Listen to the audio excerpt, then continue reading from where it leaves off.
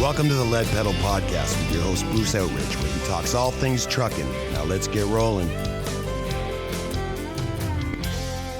Hey, how's everybody doing today? Welcome to another edition of the Lead Pedal Podcast. It's episode number 1131. That's right, we got a lot. What happened to the Union 76 truck stops?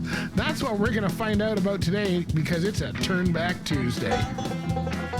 All right, folks, turn back the clocks, clean up the spokes. This is another edition of Turnback Tuesdays with your host, Bruce Outridge. That's right. It's a Turnback Tuesday, which means we're going to tell you a little history lesson here.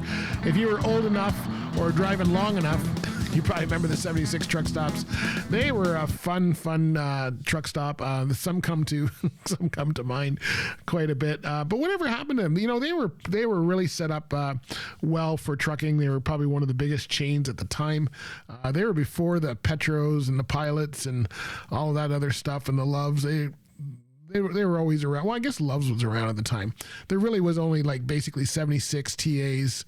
I think those are about the only ones that were around for the longest time. And 76 was bustling. There was lots of them around. You know, they had fuel cards and quite a... Every time I see a 76 song, I still get kind of set up. So what happened to them? Well, in 1992, they were sold for $180 million to National Auto Truck Stops Incorporated, and since then have been divided up again a few times. The TA Petro has some of these places and has left them as close to original as possible, and you can find them there, finding hidden jewels. They're in a lot of little towns. I remember I went to the truck show in Athens last year or earlier this year, and there was a golf service station. I haven't seen a golf service station in I don't know how long. So anyway, that's what happened. They got sold off. They got, I remember when Petros came out, they were like the 76s were nice, but they had basically just a store and a restaurant. When Petros came, and they came with the movie theaters and, all the big showers and more parking and all the mechanic stuff, and it really took things away. But anybody who's old enough to remember will remember the old 76 truck stop. That were around. That was probably one of the best places. The nice thing is things you will never see now. Remember when you pulled into the fuel island? At some of them, especially the early ones, you pulled into the fuel island, there was a fuel attendant. That's right. They would actually fuel up your truck and they would move it for you. So you leave your truck, you go on inside and you sit down and have a meal, and they would pull it ahead for you and out of the way and so you can enjoy your meal while you're like, that was efficiency. That was also trust. Think about it today. Would you leave your truck to some guy it's probably some kid, but the idea was there, right? Those were the days. I don't know if we can ever get back to that level of trust, but they would clean the windows for you. They would check the oil if you needed. They did all kinds of stuff. And I remember those days. I remember having that level of service. In fact, I remember having a Peterbilt with one of the long noses, and it was a hydraulic.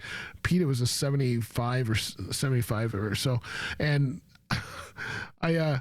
the guy was on the front, and he's trying to pull the hood up, and these hoods were really, really heavy. And he's trying to pull this hood, and he couldn't get the hood pulled up. And then I said, hold on a minute, buddy. And I went inside, and just inside the dash, there was a switch. And you flick the switch, and the hood would come up about halfway, so that all you had to do was just pull it the other half. It just magically goes up on its own. It was pretty cool. Pretty good to see that kind of stuff. You don't see it anymore, but that's the way life was back in the day. So now you know what happened to the 76 truck stops. Hey, did I tell you about Rosedale? That's right. Rosedale is one of these carriers that have been around as long as the 76 truck stops. That's right. They've been around for over 50 years. And they've got about 800 terminals. Got 800 employees, 15 terminals, mostly in Canada, but they got a couple in Georgia. And they're always looking for top-notch drivers. They do their own inspections. They have a variety of work. So if you're looking for them, tell them we sent you. Go to rosedaleGroup.com. Just click on the Careers tab, and you can find out what's available in what areas, because they got many areas throughout the system. All right, my friends, we'll talk to you later. Make sure you're following us. That's right. Follow us on socials. We're on Instagram, Facebook, Twitter, TikTok, LinkedIn. Or YouTube, wherever you get your stuff. Hey, we made some changes. Lead Pedal Radio's got its own Instagram account. Follow us over there. And also check out some of the other stuff going on. Lots of changes coming up for 2024. Stay with us. Be part of the Lead Pedal Network. You won't be sorry. All right, my friends, we'll talk to you later. Bye for now. This has been another episode of the Lead Pedal Podcast. For more information or to subscribe to the podcast, visit theleadpedalpodcast.com and be sure to follow the podcast on Facebook and Twitter.